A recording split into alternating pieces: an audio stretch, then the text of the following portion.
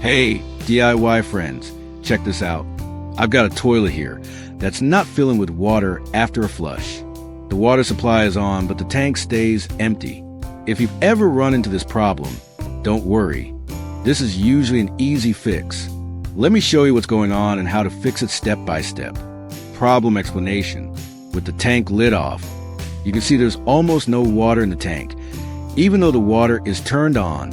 Now, this issue usually comes down to one of three things: a leaking flapper at the bottom, a fill valve that won't shut off, or a fill valve that won't turn on at all. In this case, there's no leaking and the toilet isn't running constantly. It simply won't refill after flushing. Diagnosis. This toilet has a slightly different style valve, but many toilets use a rubber flapper at the bottom. Same idea. Watch this. When I push down on the float just a little, the tank starts filling. That tells us the problem isn't the water supply. It's that the fill valve isn't engaging properly when the float drops. What causes this?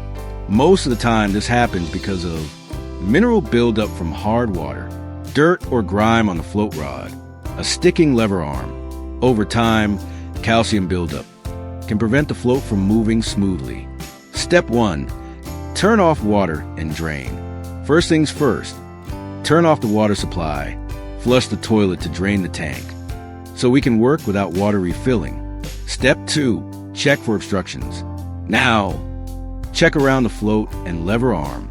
Make sure nothing is catching or rubbing.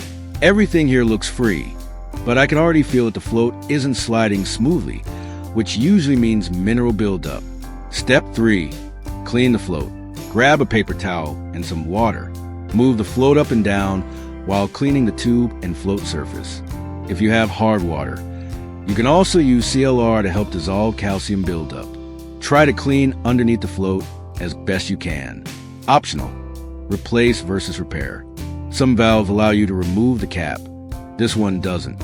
If your valve is old and badly stuck, replacement is cheap and often the best option. But this method can extend the life of the valve, which is what we're doing here. Step 4. Lubricate with silicone grease. Now apply a small amount of silicone plumbers. Grease using a Q-tip. Lightly grease the float rod.